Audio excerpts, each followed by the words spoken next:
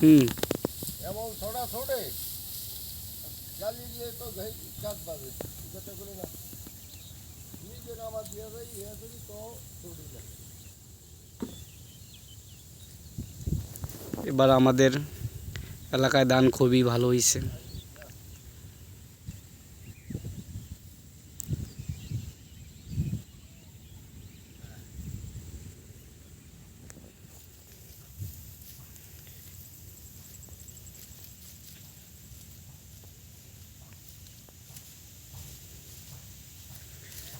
মাগো ছেলে দামাল করে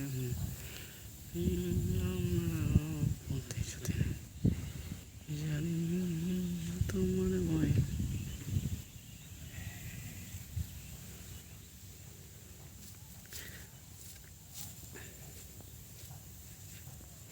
এই যে আমি এগুলো চাষাবাদ করছি, এই যে রুইছি ছোট ছোট হইতেছে, এগুলোতে পানি দিবে এখন। ওই পাশে আছে আমার কুমড়ার চারা, এই যে এগুলো আরও আছে। আমাদের এখানে মোট 105% জমির ভিতরে আমরা ধান চাষ করছি। মোট 105% জমি আছে আমাদের এই এরিয়াতে আর কি।